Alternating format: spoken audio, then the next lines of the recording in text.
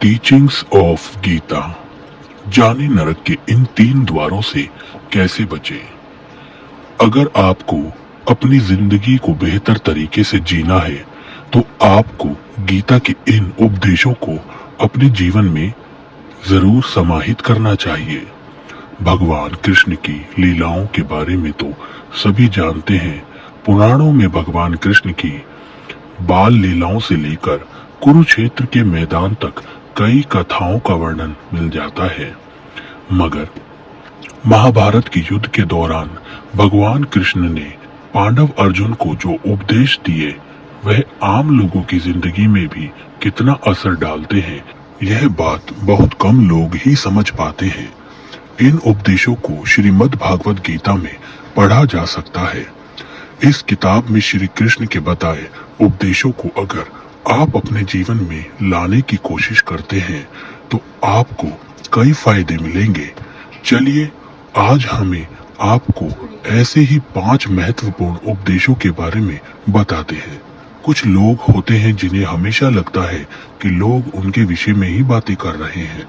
वह सोचकर हमेशा परेशान ही रहते हैं कि लोग उन्हें पसंद नहीं करते, मगर वास्तविकता कुछ और ही होती है। ऐसे लोग संदेह करने के आदी होते हैं। पति पत्नी में भी कई बार ऐसी स्थिति आती है जब उन्हें एक दूसरे पर संदेह होता है। गीता में बताया गया है कि जो व्यक्ति किसी पर संदेह करता है वह कभी भी सुखी नहीं रहता। उसके मन में हमेशा शंका बनी रहती है जो उसे परेशान करती रहती है। वह बेशकर कुछ काम कर रहा हो मगर शंका उसे किसी बीमारी की तरह हर वक्त दुख पहुंचाती रहती है। नरक के 3 द्वार।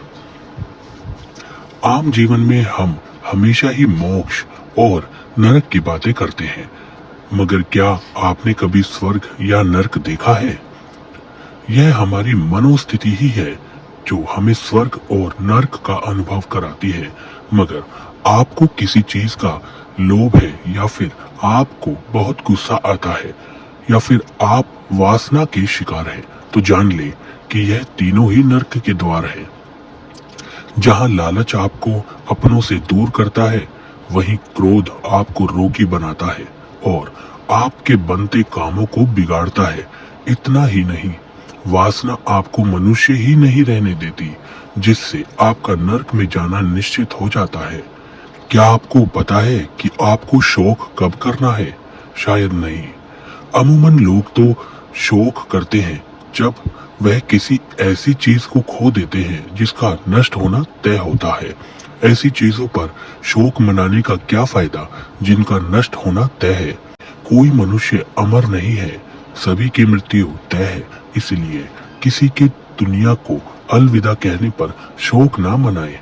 शोक उन चीजों का मनाए जो आपके हाथों में होने के बावजूद आप उन्हें नहीं बचा पाते हैं। आज के समय में आधुनिकता लोगों पर हावी है, इसके बावजूद लोग इससे वह फायदा नहीं उठा पा रहे जो वह उठा सकते हैं, क्योंकि बुद्धिमान लोग आज भी बहुत कम है। अगर आप समझदार हैं तो बहुत जरूरी है कि आपको अपने साथ वालों को भी समझ देनी चाहिए। इसके साथ ही आप सबका भला नहीं कर सकते, मगर इस भावना को मन में रखेंगे तो आप किसी एक का भला जरूर कर पाएंगे।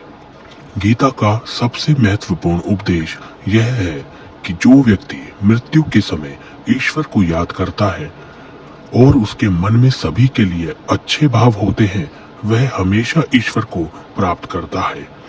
अगर मन में विश्वास और श्रद्धा है तो आपको ईश्वर की प्राप्ति जरूर होगी।